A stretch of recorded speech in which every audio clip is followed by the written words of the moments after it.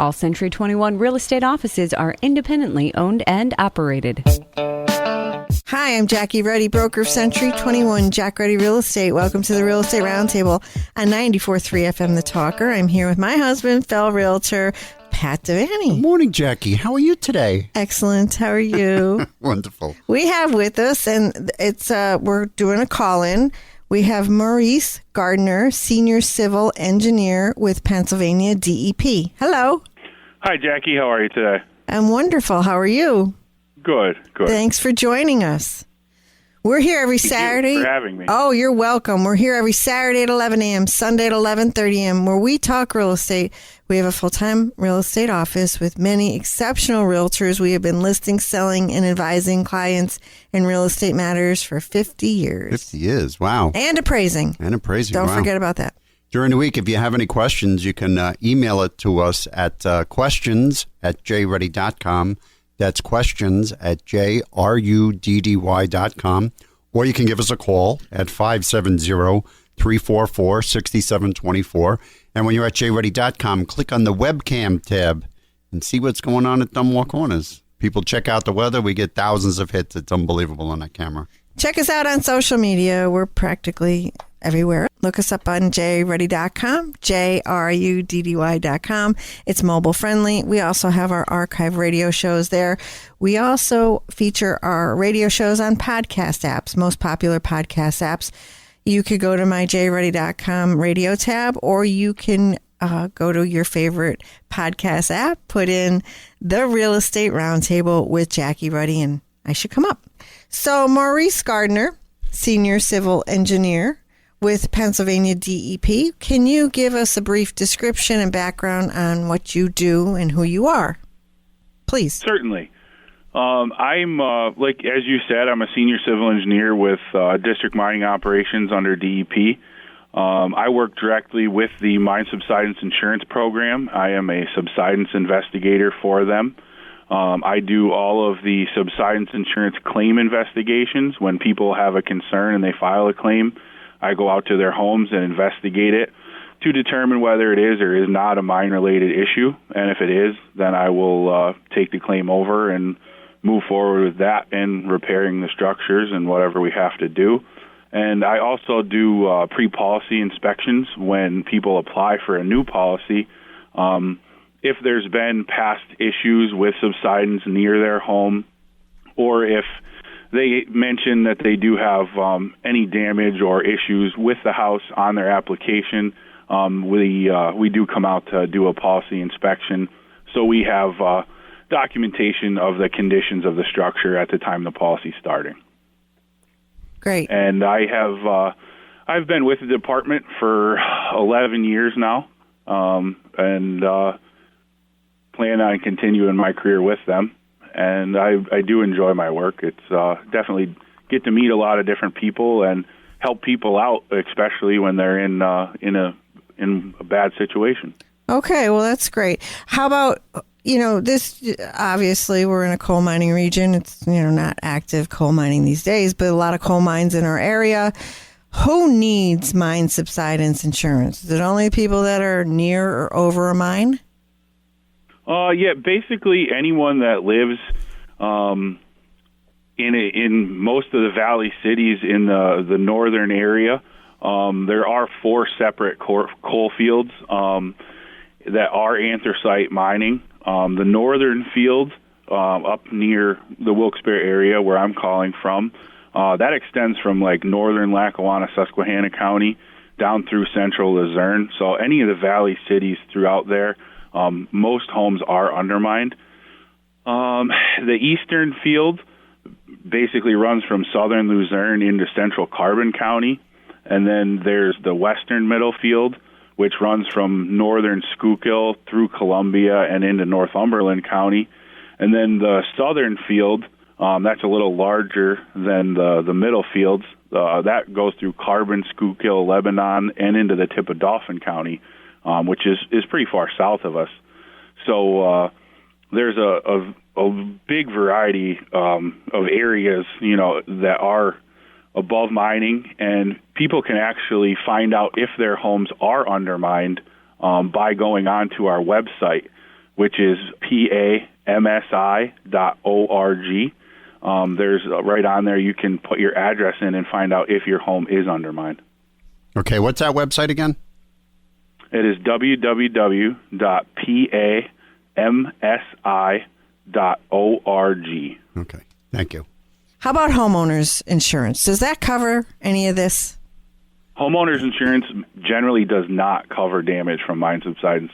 There are very few policies that have a mine subsidence insurance portion included, which is definitely a significant expense to add to a homeowner's policy.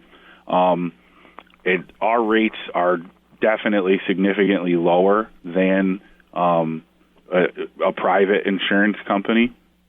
We're a nonprofit fund, and the rates that we have are as low as we can possibly keep them. Actually, over the past years, we've lowered the rates 3 separate times. We've eliminated deductibles, and we've eliminated also there used to be a commercial and residential rate difference, and now it is all one flat rate. And they also have added an incidental cost payment, which is if a supported claim is on a structure, it's based off a percentage of the cost of the job that the homeowner actually receives a check separate from the cost of the job that is for them to incorporate for any additional expenses that may happen during the claim repair process, such as putting items in storage or having to stay at a hotel possibly for a little bit while we were working on the house. If we had to do things where utilities had to be cut off or power had to be cut off during that time. So the homeowners actually compensated for that during the claim process as well, on top of the rates being lowered 3 times over the past 10 years. So they go directly to you for insurance? They can go directly through our website. Some insurance producers do carry mine subsidence insurance through us, but they are basically just selling the policy for us, and then it is turned over, so it ends up being directly with us. But someone can go on the website and do it that way? Yes. Okay. Yes, absolutely. You can go onto our website and you can apply directly online with a credit card, or you can print an application and then fill it out and mail it in if you're not comfortable or familiar with applying online and using credit card information. Okay. Yeah, I was just looking online because when you gave the website, I had to go look. It says it's 55 cents per $1,000 coverage. Is that? Yes. It's approximately 55 cents for per $1,000 of coverage. Basically, our ranges for coverage go from $5,000 to $500,000. That's our minimum maximum range. And just to give you an example, like $160,000 worth of coverage costs $87.50 per year. And that is a number that I chose to use because that's an average means of a house, for an example for you. But you can find our rate charts online on that website, and you can go through and choose any amount that you would like to select. We do not require a minimum coverage unless a bank or lender would require you to have that coverage for a mortgage, which they would require you to cover replacement costs. But we do recommend we allow people to cover their home for the replacement cost plus 20% of the structure, as long as that amount does not exceed the $500,000. If you couldn't afford to, or it wasn't in the budget to, cover your house for the full amount, you can pick whatever amount you could afford to cover, because having some coverage is definitely better than not having any. Well, that leads me to my next question. Before I ask that question, what's the website again? It's www.pamsi.org.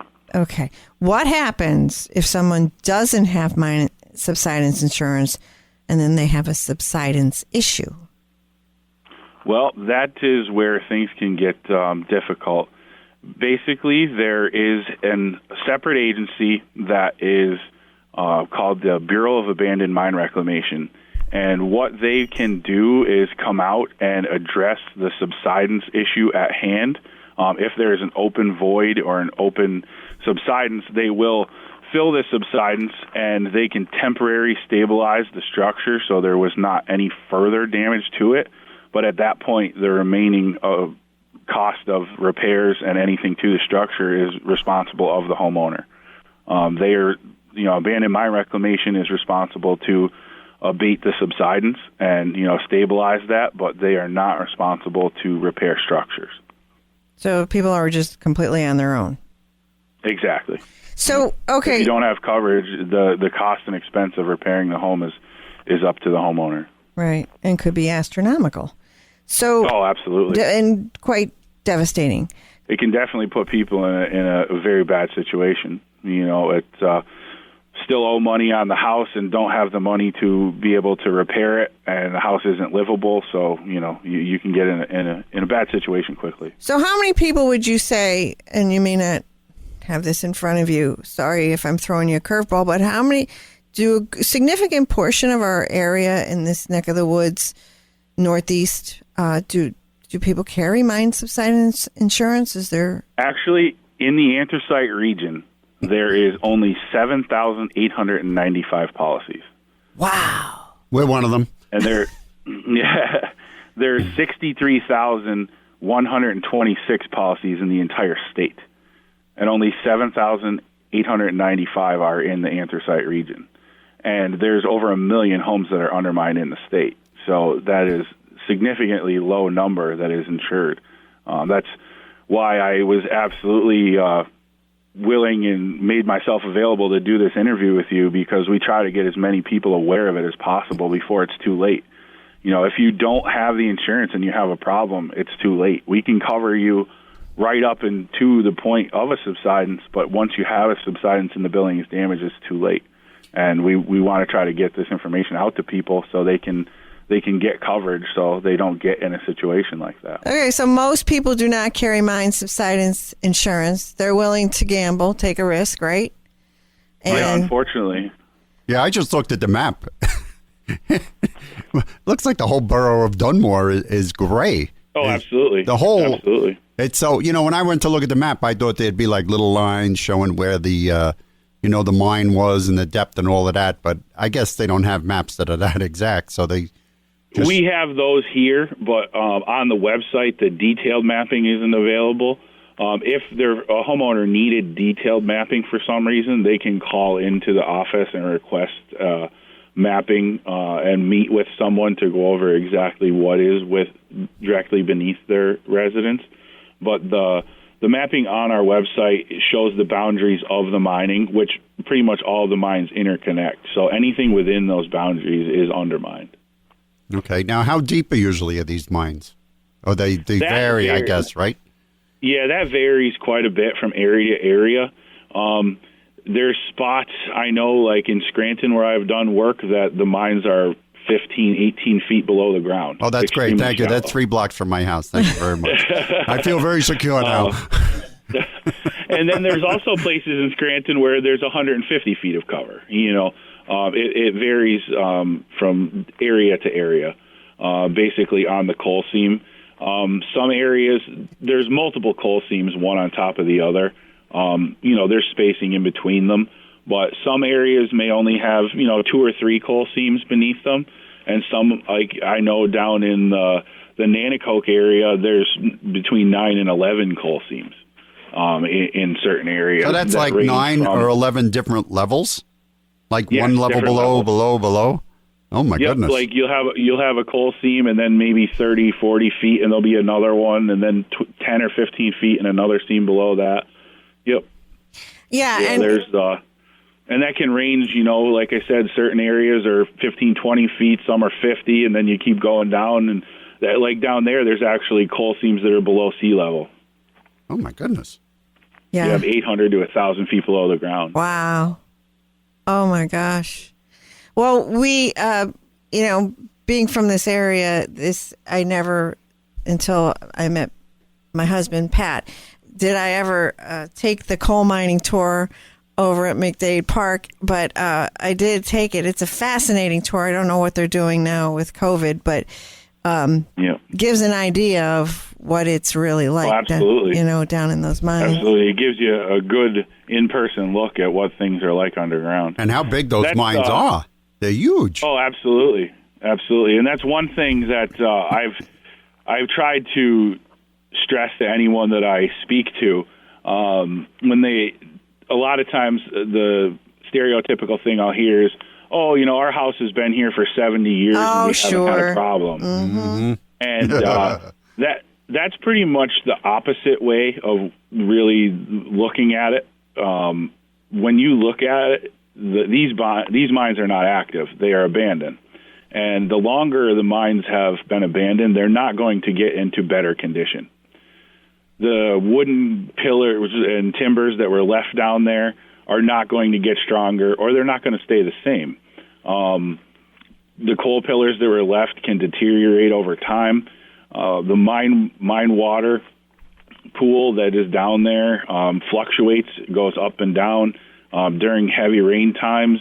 Sometimes the mines completely flood and can cause more issues, wipe out some of those timbers and pillars. So really, the longer the mines are abandoned, the potential for more things to happen is there. And it's one of those things. Every night when you pull in your driveway and park your car for the night, you don't get out and look at the mine. You don't see that in your backyard. It doesn't make you think of it. It's underground. It's out of sight. It's out of mind. And people don't really think about it. But it's definitely there, and it's definitely real. So it's definitely something to consider getting coverage for as much as possible. Maurice Gardner, Senior Civil Engineer with Pennsylvania DEP. Could you give us the website once again and any phone numbers that our listeners can call? Yes, absolutely. Please. Our website is www.pamsi.org. And our toll-free number is 1-800-922-1678. Thank you, Maurice. Pat? Yes. You're very welcome. Oh. We have a 4-unit building. It's at 1115 Jackson Street in Scranton, Scranton's west side, for $239,000. Scranton? Scranton. Are you now a native? Scranton? Scranton? Scranton. Yes. Sorry. Yes, I'm from Dunmore. Yeah, you believe that? I got a bridge to sell you. This building, it's a moneymaker. It's got 4 one-bedroom apartments. They've been recently updated. This property is just steps away from Main Avenue, so it's close to everything. The tenants pay their own heat and electric. There's off-street parking for 2 cars. So if you're thinking about becoming an investor, give us a call about this 4-unit building at 1115 Jackson Street in Scranton for $239,000, and that's listed by Tom Pawlowski of our office. Thank you. He might be from Scranton, too. I don't know. No, he's a Dunmorean. Oh, he's a Dunmore guy. Okay, so there's a lot of people, chatter in the real estate business. I don't mean to interrupt. If you do decide to buy that building, you can give us a call to get insurance coverage on it. All right, okay. All right, Maurice. No problem.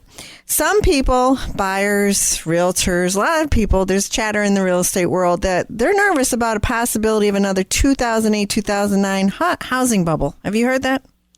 Yes. Okay, why? Because the prices are rising. Prices are rising. These warning signs that may seem familiar to back then, right? But there's 3 factors that tell the financial experts that this is not going to happen.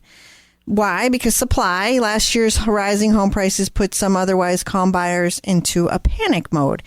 The situation isn't the same as it was 12 years ago. The major factor driving up prices is lack of inventory, whereas before we had an 11-month supply of homes available for sale back in 2007. This did not warrant the rising prices seen at that time. So there's a difference there. Demand. The buying frenzy that contributed to the housing bubble was fueled by a countrywide case of fear of missing out. So today's real estate demand is a very real thing. Millennials are ready for home ownership, while the coronavirus caused homeowners to reevaluate their housing needs. So stuck at home, you realized you needed that extra room to get away from. Yeah. You need more space. Your family you need members. another floor. And equity. Industry experts agree that one of the biggest contributors to the housing bubble was lack of equity. Too many homeowners were cashing out their equity, and foreclosures and short sales followed. This caused home prices to depreciate. Today, 38% of homeowners have paid off their mortgage and 18.7% have paid over 50%. And last year's average equity gain was $17,000 per homeowner. And that was in the third quarter alone. So then that was the highest in over 6 years. Yeah, but back in the early 2000s, they had ninja loans, no income, no job checks. I knew a guy, he had 4 income properties. He didn't have a job. Yeah. He lost every one of them. Yeah, he lost every one of them. So there's a lot that's different. So, I just wanted to put some people's minds at ease. Don't go anywhere. You're listening to the Real Estate Roundtable with Century 21 Jack Ruddy Real Estate on 94.3 FM The Talker. We will be right back.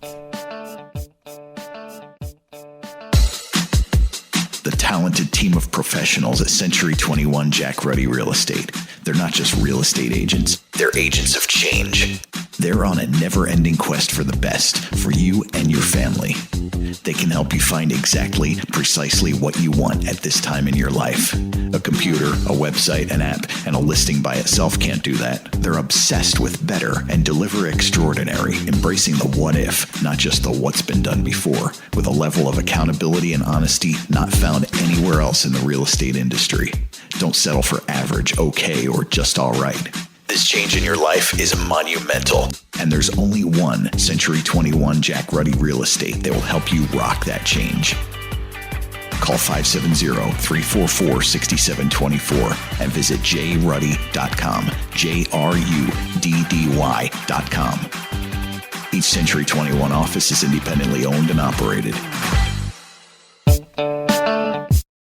You're rejoining the Real Estate Roundtable with Century 21 Jack Ruddy Real Estate. I'm Jackie Ruddy, broker, and with Pat Zavani, my husband, fellow realtor. And we're back. And I'm going to give a plug because next Sunday at Nayorg Park is the Father's Day car show. It's run by the Villa Capri's, and a lot of the money that they raise at this will be donated to the Ronald McDonald House. So the Father's Day car show, June 20th. It starts at 8:30. Come by and see Great cause. See my car. One of my favorites. Maurice Gardner is with us today, senior civil engineer with Pennsylvania DEP. Hello. We're having a really good discussion with you, and so we're talking about mine subsidence insurance. And to me, this area, it's a no-brainer. It is a lot less expensive than flood insurance. So this to me and I'm amazed at the numbers that you hit us with in the beginning, in the first half of the show, that there's 1 million homes in the anthracite regions, and there's only, statewide, there's only 63,000 mine subsidence insurance policies. Yes. Amazing to me. And specifically in the anthracite region, there's only 7,895 in the eastern part of the state where anthracite mining is. And we were talking during the break, there's parts of Scranton up in West Side that you've had a dozen claims of over there. You say it's like 15, 20 feet, these veins from the surface. Absolutely. There's certain areas where shallow mining is, and I've worked within several block radius of, I've had 8 to 12 claims within, a 3-4 block radius in certain areas. Oh, my God. Okay, let me ask you a question. What's the difference between, I watched on the news, I'm sure everybody saw this, in Florida, there was a sinkhole and a guy was in his bungalow and it sucked up the whole house and he was gone. So what's the difference between like a sinkhole in Florida and a mine subsidence? Well, there's a few things there. A sinkhole is basically a general term, for a hole from a ground collapse that opens up. A sinkhole in Florida and a sinkhole here in northern Pennsylvania from a mine are going to be significantly different. In Florida, there's not mining down there, openings that are causing a sinkhole to occur. That is generally from underground limestone deposits that erode over time because the soil in parts of Florida is so porous with sand and gravel that there's actually underground streams that are flowing through through the soil and the stone, and it erodes these underground limestone deposits and can create a large underground cavern. Sometimes these limestone deposits can be 20 and 30 feet thick from floor to ceiling. And when they collapse, they have a large space to take material from above. And with the soil being sandy and gravelly, it also is not very stable, so it can cause a large extreme hole that can, swallow an entire building or a couple buildings. Up here in the coal mining region, generally a coal mine from floor to ceiling is anywhere from 6 to 12, maybe 13 feet from floor to ceiling, so drastically less space. And our soils up here are much more stable. So when you get a subsidence that is in a shallow cover area that would cause a sinkhole to occur, it's going to not take the volume. It can't take the volume of earth above the mine like it could in Florida because you have a much smaller space to take the material.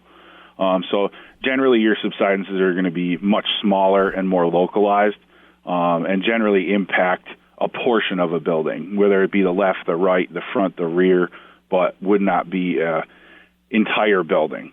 I mean, that's not to say that it couldn't possibly happen under the perfect storm conditions, but generally it's not a concern to where, an entire house is going to go into a subsidence sinkhole. Well, not too long ago in Southside, a whole street opened up. I mean, it was huge, the hole. So if there was a house on it, I could see that the house would have gone right through the center of this hole. Yes, and I mean, those things do happen. Generally, a lot of times when holes open in a street, they are amplified because most of the time there are utility lines that run through the streets. And when the ground fails beneath a utility line, it can cause a utility line to fail. Oh. Or if there is a utility line failure, such as a water main, say, that busted open and now it's dumping all that water in there, it can cause a subsidence to happen. And, when you add water, especially under pressure, to dirt and material like that, it's going to amplify that and make it even worse. Gotcha. Okay. Will you come back next week? Because there's so much more we need to talk to you about regarding Absolutely.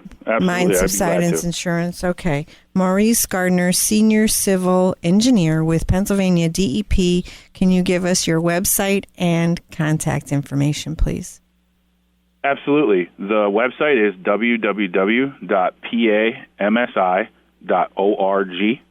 And our toll-free number to contact Mine Subsidence Insurance by phone is 1-800-922-1678. And people can go right online to your website and apply for a policy. Yes, they can go online directly. They can search their street address to find out if their home is undermined and they would need a policy. And then they can apply directly. They can make an account and fill out an application and pay by credit card, and it will be electronically submitted. Or they can print a paper application, fill it out by hand, and mail it in with a check. Very good. Thank you. Pat? Yes. You're very welcome. Yes, thank you very much. Have you ever thought about getting away from it all? Daily. We have it. I have it here. I have 36 acres of property. It's at 1080 Beck's Crossings Road in Madison Township for $369,000. This is in the North Pocono School District. This property, it was a campground, so it's got multiple buildings, including a barn, and it's got a very nice 4-acre pond. So the possibilities are endless. This is a level lot. It's both cleared and wooded, and it's got several cut-in trails. This property, it cannot be seen from the road, so if you want to see it, you have to give us a call about this 36 acres of land with buildings and a 4-acre pond at 1080 Beck's Crossings Road in Madison Township for $369,000, and that's listed by Gail Lewis of our office. Thank you, Pat. Remember to tune in to the Real Estate Roundtable with Century 21 Jack Ruddy Real Estate next weekend, Saturday at 11 a.m., Sunday at 11:30 a.m. on 94.3 FM The Talker.